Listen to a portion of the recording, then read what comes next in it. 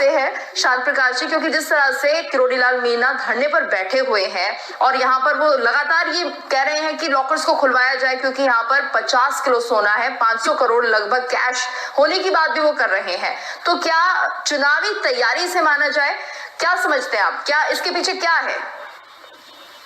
नहीं, देखिए, ये राजस्थान पब्लिक सर्विस कमीशन का जो पेपर लीक हुआ है, इसमें जिस तरीके से इन्वॉल्वमेंट कांग्रेस के नेता की पाई गई है, ये अपने आप में एक बहुत गंभीर आरोप भी है और गंभीर मसला भी है।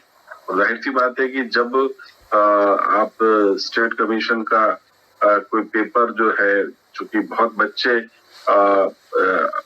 तैयारियां करते हैं, और राजस्थान तो एक तरीके से हब भी है जो बच्चों की पढ़ाई के क्षेत्र को लेकर के, और वहां इस प्रकार से पेपर का लीक होना स्वाभाविक बात है। वहां पर इसके पीछे कहीं ना कहीं जो है काफी अच्छा पैसा जो है वो उसके इन्वॉल्वमेंट, लोगों को बेचा गया होगा पेपर, ये सब चीजें हैं, और तभी ईडी की इन्वॉल्वमेंट हुई है।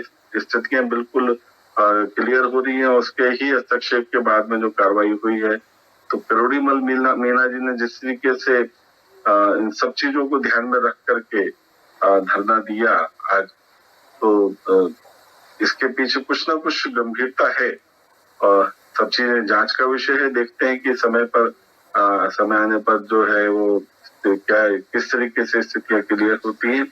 और जाहिर सी बात है, जब गलत तरीके से पैसा इस्तेमाल इकट्ठा किया जाएगा तो उसका उपयोग भी जो है कहीं ना कहीं बेजा चीजों में इस्तेमाल करा जाएगा।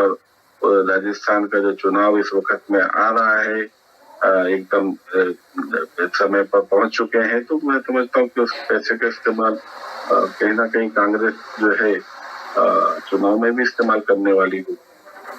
जी प्रदीप जी, क्या मानते हैं, जैसे जैसे चुनाव नजदीक आ रहे हैं, नवंबर में चुनाव होना है, वैसे इस तरह की जो खबरें हैं लगातार बढ़ती जा रही हैं, में नजर आया है, तो जो भी एक्ट्स रहते हैं उनकी जो भी कार्रवाई रहती है।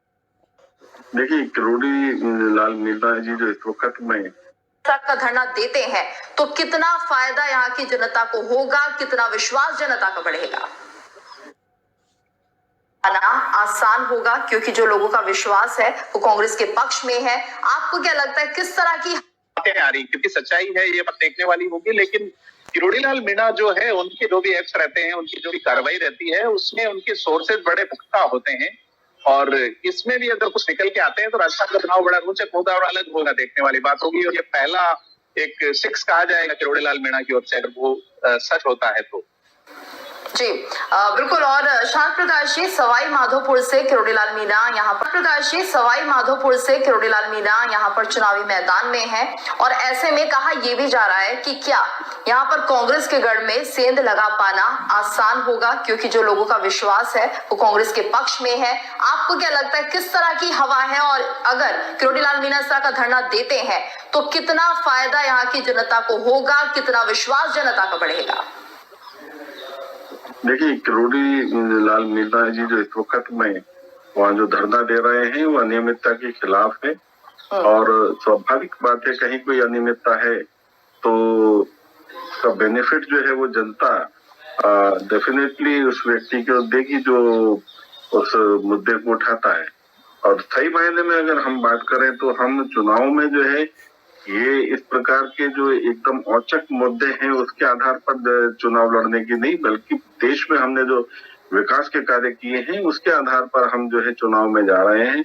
और जिस तरीके से हमने अन्य राज्यों में काम किए उसी तरीके से हम राजस्थान को भी उसका लाभ दे सके, इस आधार पर डेवलपमेंट के नाम पर हम डेवलपमेंट जो हमने पूरे देश में किया उस काम के आधार पर जो है चुनाव में जा रहे हैं, और उसका जो बेनिफिट है वो सभी विधायकों को वहां पर मिलने वाला है, जिसमें किरोड़ीलाल मीणा जी भी शामिल पूरी तैयारी कर चुकी है। तो किस तरह की रणनीति इस बार राजस्थान में देखने को मिलेगी? पहली रणनीति तो ये हो गई है कि सीएम फेस नहीं है, दूसरा ये है कि अब सांसद भी विधायक के चुनाव लड़ रहे हैं, और क्या कुछ समझा जाए बीजेपी की तरफ से? देखिए, सही मायने में हम डेवलपमेंट को लेकर के काम कर रहे हैं। हमने जो डेवलपमेंट देश में किया है उसी के आधार पर हम चुनाव में जा रहे हैं, और न केवल राजस्थान में बल्कि अन्य राज्यों में भी हम उसी को मुद्दा बना करके जा रहे हैं। और जिस तरीके से भी आपने की कि हमारे सीनियर लीडर्स जो हैं चुनाव में उतरे हुए हैं, तो वो उस क्षेत्र का प्रतिनिधित्व करते हैं और उनकी पहचान है अपने अपने क्षेत्रों में। स्वाभाविक बात है कि राजस्थान को जीतना है, तो हमारे जो वरिष्ठ नेता हैं उनको चुनाव में उतारा गया है, ताकि जो है किसी भी तरीके से निचले स्तर पर किसी भी जनता के बीच में, वोटर्स के बीच में, कार्यकर्ताओं के बीच में समन्वय बना रहे। और हम जो है उन सभी कार्यकर्ताओं को साथ लेकर के, जो वर्षों से हमारे साथ में काम कर रहे हैं, सरकार रहे या न रहे, फिर भी एकजुट होकर के भारतीय जनता पार्टी को उन्होंने कंधे से कंधा मिला करके आगे बढ़ाने का काम किया। उन सबका मान सम्मान रखते हुए हम लोग चुनाव में जा रहे हैं और उन्हीं के आधार पर, उन्हीं के काम के आधार पर हम जीतेंगे। और इसलिए हम जो हमारे वरिष्ठ नेता जो चुनाव में उतरे हैं वो सबकी चिंता कर पाएंगे। मैं समझता हूँ कि इसके पीछे एक कारण ये भी। शांत प्रकाश जी, अगर हम बीजेपी की बात करते हैं तो तमाम तरह के प्रयोग इस बार चल रहे हैं इन इलेक्शंस में। क्या लगता है, क्या कुछ और एक्सपेरिमेंट भी बाकी है अभी बीजेपी की तरफ से? केवल राजस्थान नहीं, हर एक राज्य में हमारे वर्कर्स जो है, कार्यकर्ता जो है, वो पूरी तरीके से पार्टी के अपलिफ्टमेंट के लिए, उसको ज्यादा से ज्यादा बेहतर बनाने के लिए ही काम करते हैं। और उस काम को हम जो है राजस्थान में भी बखूबी कर पा रहे हैं।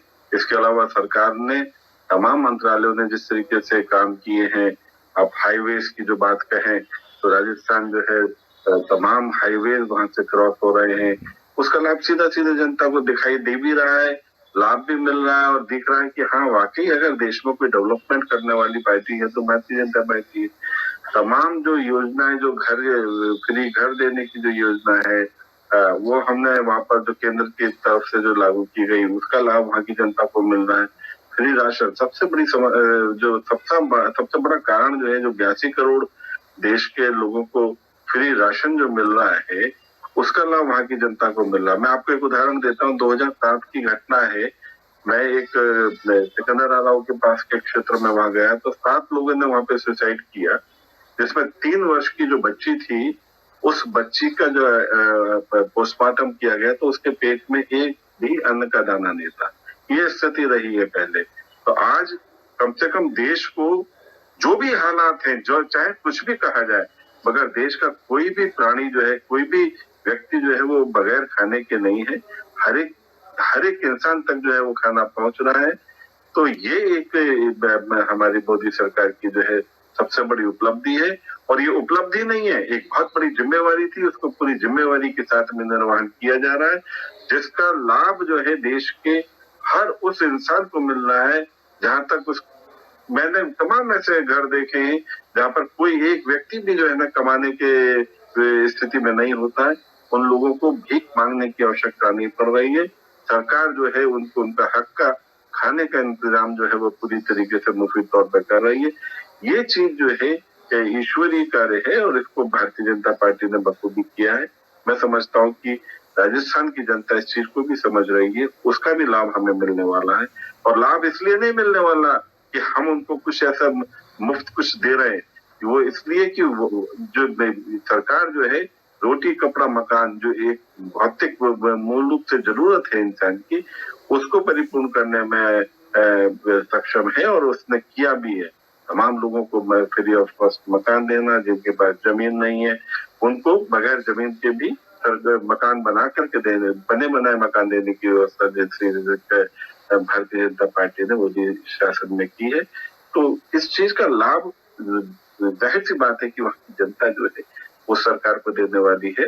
और राजस्थान तमाम चीजों से, स्टेट की कारगुजारियों के कारण से उस प्रतिस्पर्धा में नहीं चल पाया था। मैं समझता हूँ इस बार उसको मौका मिलने जा रहा है। राजस्थान की जनता जो है, राजस्थान की जो कांग्रेस को हटा करके वहां पे भाजपा को जो भाजपा की सरकार बनाएगी और डबल इंजन की सरकार जो है वो राजस्थान का बहुत बढ़िया तरीके से, चहुमुखी तरीके से जो है वो विकास करेगी। ऐसा मैं समझता हूँ कि वहां की जनता के मन में भी है और उसका निर्णय लेने का उनका समय आ भी गया। जी प्रदीप, शांत प्रकाश जी, तो इस तरह की योजनाएं जो कि कांग्रेस सरकार के द्वारा भी चलाई जा रही है, क्या उन्हें बीजेपी बंद करेगी या कुछ और योजनाओं को उनमें ऐड करेगी, और ये सब कैसे होगा? देखिए, भारतीय जनता पार्टी का तो सीधा विजन है। अभी हम जिस तरीके से पूरे देश में इंफ्रास्ट्रक्चर डेवलप कर रहे हैं। राजस्थान में भी इंफ्रास्ट्रक्चर डेवलप हुआ है, हाईवेज बने हैं। उन हाईवेज के आसपास जो है स्मार्ट सिटीज बनाने का, वहां पर इंडस्ट्रीज का लगाया जाना, ये सब चीजें, क्योंकि जो हाईवेज जो बने हैं वो मूल रूप से जो हाईवेज जो थे उनसे काफी दूर और उन जगहों पर है जहाँ पर आबादी बहुत ही कम है और ना के समान है। तो जाहिर सी बात है, वहां पर जब हाईवेज निकल रहे हैं तो वहां पर इंफ्रास्ट्रक्चर बेहतर होने से डेवलपमेंट की गुंजाइश और काम करने की, स्मार्ट सिटी बनाने की वहां पर पूरी जो है ना गुंजाइश है। और गुंजाइश किया वहां पर जैसे ही हम सरकार में आएंगे तो वहां पर हम डेवलपमेंट भी करेंगे। वहां पर जो है स्मार्ट सिटीज बने, हाईटेक इंडस्ट्रीज बने वहां पर। इन सब चीजों के लिए बल्कि जो दूसरी स्टेट और दूसरे देशों से जो इंडस्ट्रियलिस्ट है वो वहां पर आकर के इन्वेस्टमेंट करें, क्योंकि जमीन भी बहुत है, काम करने के लिए व्यवस्थाएं भी बहुत हैं। और जिस तरीके से इंफ्रास्ट्रक्चर एस्टेब्लिश किया गया है, हाईवेज एस्टेब्लिश किए गए, उतना बेहतर साधन जो है वो कहीं मैं समझता हूँ आसानी से नहीं बनता है। वो सब चीजें वहां बनी हुई है। आने वाले समय में राजस्थान बहुत प्रगति कर सकता है यदि एक विजनरी गवर्नमेंट जिस तरीके से भारतीय जनता पार्टी है वो वहां पर आकर के एस्टेब्लिश होती है, वो बनाती है सरकार, तो हर हालत में जो केंद्र ने वहां पर इंफ्रास्ट्रक्चर डेवलप किया उसका लाभ जो है स्टेट को मिलेगा। लेकिन वहीं मेरा दूसरा सवाल आपसे है शांत प्रकाश जी, क्योंकि जिस तरह से राज्यवर्धन ने कहा है, उन्होंने कहा कि पीएम नया चेहरा राजस्थान में देखना चाहते हैं। ऐसे में ये अपने आप में एक बड़ा सवाल हो जाता है कि क्या सब कुछ पीएम ही तय करते हैं? नहीं, ऐसा नहीं है कि जो है ना पीएम तय करते हैं। पार्लियामेंट्री कमेटी जो है वो सब चीजें तय करती है। और सही मायने में तो जो हमारा जो विधायक दल है वो तय करता है। तो ये सब चीजें ऐसा कहना कि वो चाहते हैं, हर कोई चाहता है, खाली प्रधानमंत्री जी नहीं, हर कोई चाहता है कि राजस्थान में नया चेहरा भी आए, कार्यकर्ता भी चाहते हैं।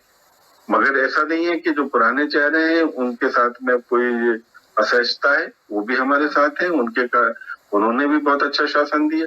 अब आने वाले समय में चुनाव जो होगा उसके बाद में जो भी नेता तय होंगे, तमाम हमारे पास में अच्छे चेहरे हैं, बड़े नेता हैं।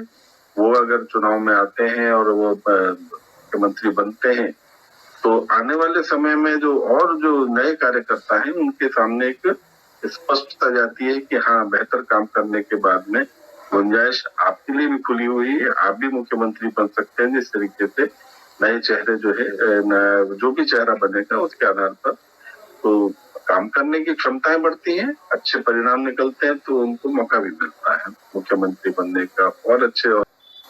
जी शांत प्रकाश जी, अक्सर बीजेपी जिस तरह से ईडी और सीबीआई छापेमारी होती है, कनेक्ट किया जाता है बीजेपी को, और कांग्रेस लगातार ये आरोप लगाती है कि सब कुछ केंद्र सरकार करती है और जहां पर बीजेपी शासित राज्य हैं वहां पर क्या भ्रष्टाचार नहीं होता, उन पर क्यों ईडी की कार्रवाई नहीं होती? तो ये तमाम सवाल उठते हैं। ऐसे में आपका पक्ष क्या है? क्या वाकई बीजेपी शासित राज्यों में भ्रष्टाचार नहीं होता, या वहां पर इस तरह की खबरें नहीं आती कि काला धन वहां पर जमा हुआ है और वहां पर कार्रवाई क्यों नहीं होती? ये भेदभाव क्यों है? क्या कांग्रेस का ये सवाल उठाना जायज नहीं है? नहीं, ऐसा नहीं कहा जा सकता कि जो है भाजपा शासित राज्यों में जो है ईडी कार्रवाई नहीं करती है। हाँ, ये सच में ये तो सच है। जहाँ पर भाजपा शासित राज्य हैं वहां पर जो है इस प्रकार के भ्रष्टाचार के मामला जो है बहुत रेयर से भी रेयर है, तो इसलिए वहाँ इस प्रकार की घटनाएं। और देखो, सही मायने में हम लोग भ्रष्टाचार खत्म करने के नाम पर ही जीत करके आए और सही मायने में भ्रष्टाचार खत्म करने के लिए ही हम काम कर रहे हैं। अब देखो, 2014 से पहले मात्र 112 केसेस जो है वो ईडी ने जांचे थे। आज हम बहुत बड़ी तादाद में न केवल जांच रहे हैं बल्कि रिकवरियां भी हो रही हैं और लोग जेलों में भी हैं। जो लोग भ्रष्टाचार खत्म करने के नाम पर आए और सुपरफिशियली जिस तरीके से उन्होंने काम करने की कोशिश की, उनके बड़े बड़े नेता जो हैं इस वक्त हम देख रहे हैं वो जेल में हैं। तो ऐसा कहना कि भाई तुमने हमें पकड़ लिया और भाजपा के नेताओं को नहीं पकड़ा। भाजपा के भी तमाम नेता पकड़े गए हैं। आपने कर्नाटक में एक विधायक है, उनके पास में भी देखा किस तरीके से पकड़ा गया। तो मैं ये नहीं कह रहा, मगर हाँ सही मायने में भाजपा के नेताओं के आपस में ही इतनी अंकुशता है कि इस प्रकार की सब चीजों से वो बचते भी हैं। और मान लो अगर आप कहीं ट्रांसफर पोस्टिंग के लिए कोई किसी से बात, मैं इतना वर्षों से काम कर रहा हूँ, मेरी तो किसी से कहने की या लेने की बात कहने की या ट्रांसफर पोस्टिंग कराने के लिए कहीं जाकर के दरवाजों में भटकने की कभी हिम्मत ही नहीं हुई, जबकि राष्ट्रीय स्तर पर तमाम दायित्वों को देखा। तो सही मायने में इच्छा ही नहीं होती कि इस प्रकार का कोई लेन देन हो। पता नहीं कौन सी परिस्थितियां हैं जिस तरीके से ये लोग इतना बड़े बड़े लेन देन करते हैं।